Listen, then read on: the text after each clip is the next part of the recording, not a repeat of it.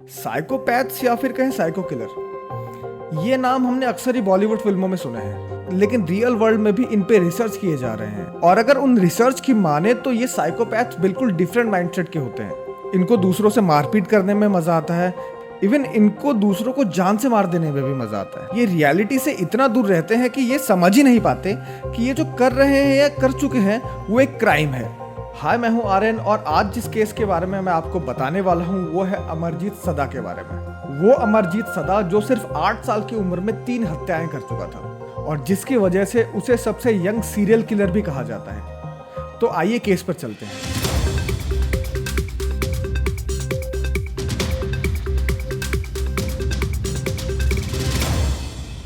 बिहार के बेगूसराय का एक छोटा सा गांव मुसहरी, जहां पर ज्यादातर लोग मजदूरी करके या फिर दूसरों के खेतों में काम करके अपना परिवार चलाते हैं। ये लोग हर सुबह अपने बच्चों को स्कूल छोड़ाते और फिर शाम को काम से लौटते वक्त ये अपने बच्चों को साथ में घर ले आते हैं। इसी गांव में चुनचुन देवी भी अपनी 6 महीने की बेटी खुशबू के साथ रहती थी और जैसे कि सारे गांव वाले करते, चुनचुन देवी भी सुबह काम पर निकलते वक्त अपनी बेटी को स्कूल छोड़ाती और हर शाम काम से लौटते वक्त अपनी बेटी को घर ले आती। ऐसे ही एक शाम काम से लौटते वक्त चुनचुन देवी अपनी बेटी को लेने स्कूल जाती है। क्योंकि गांव के स्कूल बहुत छोटे होते हैं और मैनेजमेंट भी कोई इतना खास नहीं होता है, तो चुनचुन देवी खुद ही आवाज लगाने के साथ अपनी बेटी खुशबू को ढूंढने लगती है। एक क्लास से दूसरे क्लास, दूसरे क्लास से तीसरे क्लास, ऐसा करते हुए चुनचुन देवी पूरा स्कूल ढूंढ लेती हैं, लेकिन उनकी बेटी खुशबू उनको नहीं मिलती। अब अपनी बेटी को ढूंढते हुए चुनचुन देवी की हालत बिल्कुल पागलों की तरह हो जाती है। तभी वहां पर सदा परिवार का एक मेंबर आता है और चुनचुन देवी को कहता है कि शायद मुझे पता है कि तुम्हारी बेटी कहाँ है। और फिर दोनों मिलकर साथ ही पास ही के पुलिस स्टेशन जाकर खुशबू की गुमशुदगी की रिपोर्ट लिखवाते हैं। अब छोटी बच्ची का केस होने की वजह से पुलिस बहुत ही जल्द एक्टिव हो जाती है और पुलिस जब इन्वेस्टिगेशन स्टार्ट करती है तो पता चलता है कि खुशबू से पहले भी 2 बच्चे इस गाँव से लापता हो चुके हैं। वो कहते हैं ना कि अगर पुलिस अपनी पर आ जाए तो उससे कुछ भी नहीं छुप सकता। यहाँ भी कुछ ऐसा ही हुआ। पुलिस को पता चलता है कि खुशबू के अलावा जो 2 बच्चे लापता हैं वो सदा परिवार से ही हैं और पूरे गांव में ये खबर आग की तरह फैल जाती है। सदा परिवार का जो सदस्य चुनचुन देवी को पुलिस के पास ले जाता है, उसी की मदद से पुलिस गाँव के एक ग्राउंड में पहुंचती है और वहां उनको 8 साल का अमरजीत मिलता है। पुलिस अमरजीत को बड़े ही प्यार से अपने पास बुलाती है और पूछती है कि बेटा, क्या तुम खुशबू के बारे में जानते हो? पहले तो अमरजीत एकदम शांत रहता है। उसके बाद जब पुलिस फिर से पूछने की कोशिश करती है तो अमरजीत उनको एक बहुत ही अजीब सी स्माइल देता है और ना जाने कैसे पुलिस को लगता है कि शायद ये बच्चा खुशबू के बारे में कुछ जानता है, इसने खुशबू को कहीं देखा है। तो पुलिस अपने साथ अमरजीत को पुलिस स्टेशन ले आती है। आमतौर पर अगर किसी को पुलिस स्टेशन बुलाया जाता है या किसी को पुलिस ले जाती है तो वो बहुत घबराया हुआ होता है। उसके अंदर एक अजीब सा डर होता है जो कि हमारे इंडिया में बहुत ही नॉर्मल बिहेवियर है। लेकिन इसके एकदम अपोजिट अमरजीत बहुत शांत था। जब पुलिस ने अमरजीत से पूछना स्टार्ट किया तो अमरजीत बोला कि पहले मुझे बिस्किट दिलाइए। किसी को भेजकर अमरजीत के लिए बिस्किट मंगाए जाते हैं। उसके बाद अमरजीत बोलना शुरू करता है। अमरजीत बताता है कि जब खुशबू स्कूल में अकेली थी तो वो उसको उठाकर झाड़ियों के पास ले जाता है और उसका गला दबाने लगता है। अमरजीत के हिसाब से जब वो खुशबू का गला दबा रहा था तो उसे उतना मजा नहीं आ रहा था। तब उसने पास में ही पड़ी एक ईंट उठाकर खुशबू को मारना स्टार्ट कर दिया और तब तक मारता रहा जब तक खुशबू मर नहीं जाती है। एक 8 साल के बच्चे के मुंह से ऐसी बातें सुनकर पूरे पुलिस स्टेशन में सन्नाटा छा जाता है।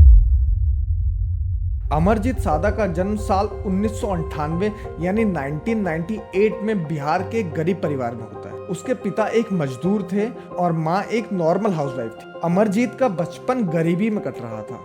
वर्स्ट फाइनेंशियल कंडीशन होने की वजह से इनके घर में अक्सर ही झगड़े हुआ करते थे और गांव के दूसरे लोग भी इस परिवार को बहुत हीन भावना से देखा करते थे, जिसकी वजह से अमरजीत की मानसिकता पर नेगेटिव इम्पैक्ट पड़ना शुरू हो जाता है और साथ ही उसके मन में बदले की भावना पनपना स्टार्ट हो जाती है। अमरजीत का बिहेवियर वायलेंट होने लगा था। किसी पर भी चिल्ला देना, किसी से भी मारपीट करना और उसकी ये हरकत डे बाय डे बढ़ती ही जा रही थी। अब गांव के लोगों के साथ साथ अमरजीत का अपना परिवार भी उसका ये बिहेवियर जान चुका था। इवन खुशबू से पहले जिन 2 बच्चों की हत्या गांव में हुई थी, उनका मर्डर भी अमरजीत ने ही किया था। जिसमें से एक उसके चाचा की 6 साल की बेटी और दूसरी अमरजीत की खुद की 6 महीने की बहन थी। सबसे खौफनाक बात यह थी कि अमरजीत का परिवार जानता था कि उसने ही परिवार की दोनों लड़कियों का मर्डर किया है, लेकिन फिर भी ना जाने क्यों उन्होंने इस राज पर पर्दा डाले रखा और शायद इसी वजह से अमरजीत खुशबू को मारकर इंडिया का सबसे यंग सीरियल किलर बन गया। अमरजीत कोई पेशेवर अपराधी तो था नहीं और ना ही वो ऐसे माहौल में रहा था जहां ऐसे क्राइम होते थे। तो फिर अमरजीत ने ऐसा किया क्यों? किसी ने कहा कि अमरजीत पर किसी बुरी आत्मा भूत प्रेत का साया है और किसी ने कहा कि अमरजीत पर कोई जिन्न है। एक साइकोलॉजिस्ट ने अमर को सैडिस्ट कहा, जिसको दूसरों को परेशानी देने में, तंग करने में या फिर कहीं जान से मारने में मजा आता हो। कुछ लोगों ने तो ये भी कहा कि ये मर्डर अमरजीत ने नहीं, उसी के फैमिली में से किसी और ने किए हैं। लेकिन अमरजीत पुलिस के सामने कन्फेस कर चुका था कि ये मर्डर उसी ने किए हैं। जब अमरजीत ने ये मर्डर किए तो उसकी उम्र थी लगभग 8 साल और हमारे भारतीय संविधान के हिसाब से अगर कोई 18 साल से कम है तो उसे जेल में नहीं रखा जा सकता। तो अमरजीत जब तक 18 साल का हुआ तब तक उसे एक चाइल्ड केयर होम में रखा गया और 18 साल का होने के बाद उसे रिहा कर दिया गया। अभी भी लोगों के जहन में कई सवाल हैं कि अमरजीत कहाँ है, किस नाम से रह रहा है, किस पहचान से रह रहा है। अगर वो एक साइकोपैथ था तो उसका मानसिक संतुलन अभी कैसा है? आपको क्या लगता है कि गलती सिर्फ अमरजीत की थी या उसके परिवार वालों की भी थी जिसने उसके गुनाहों पे पर्दा डाला? उस टाइम अमरजीत तो सिर्फ एक 8 साल का बच्चा था और अगर उसके परिवार वालों ने उसको तभी समझाया होता तो शायद ये सिचुएशन अभी बनी ही नहीं होती और ना ही मैं आपको ये कहानी सुना रहा होता। आई होप कि आपको ये वीडियो पसंद आई होगी और अगर पसंद आई है तो प्लीज़ सब्सक्राइब करना मत भूलिएगा।